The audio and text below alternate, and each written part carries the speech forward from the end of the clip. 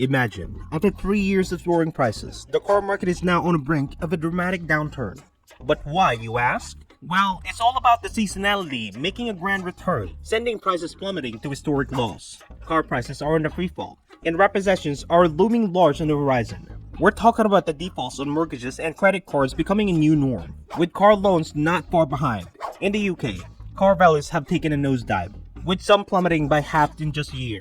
Even America's beloved F-150 is feeling the heat, with an eye-watering $72,000 price tag. But hold on tight because the plot thickens. Dealerships, both new and used, are drowning in inventory as demand dwindles. Advertised prices are plummeting, with some dealers slashing prices by thousands to lure in hesitant buyers.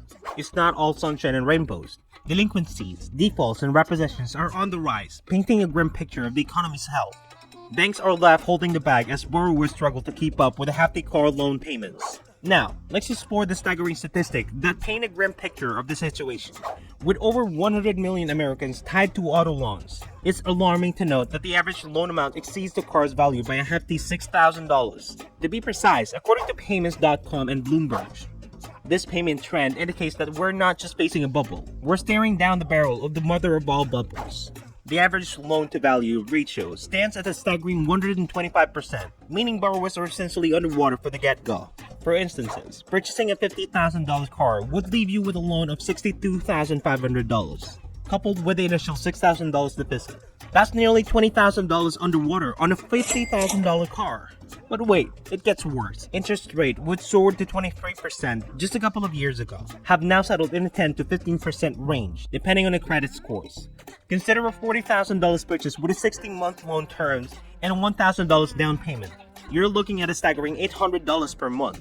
A far cry from a $7,900 used car prices during the 2007 financial crisis. And let's not forget about the car insurance. Annual premiums have skyrocketed from $847 to $2,500 according to thebankrate.com, putting further strain on already stretched budget as the economy continues to falter.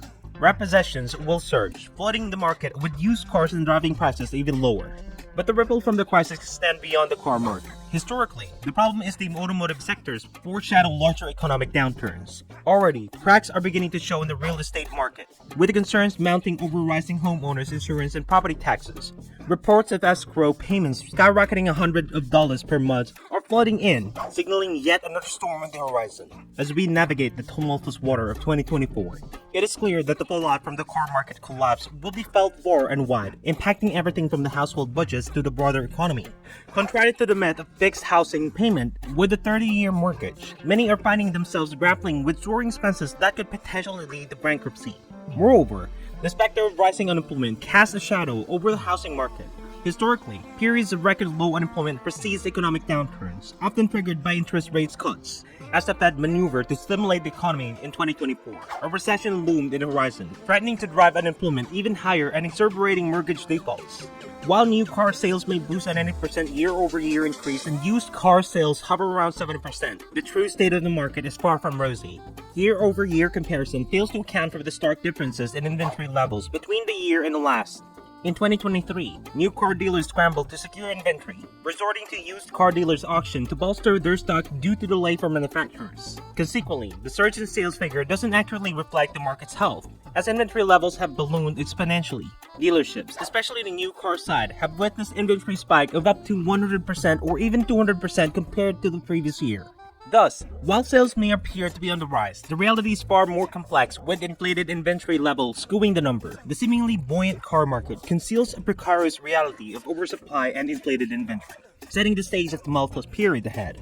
As we navigate the turbulent waters of economic uncertainty, it's imperative to recognize the underlying factors driving these shifts and brace ourselves for the challenges that lie ahead.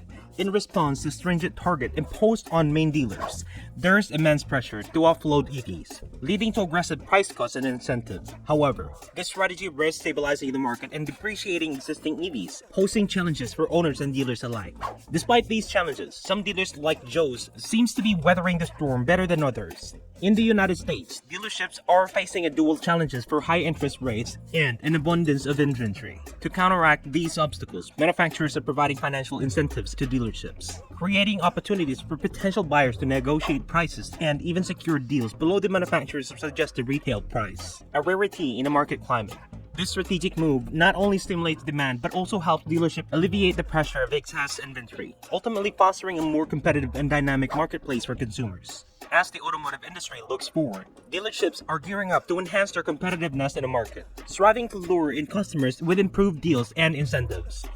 With sales on the decline, dealers recognize the need to pivot their strategies, focusing on making vehicles more accessible by offering affordability and enticing perks.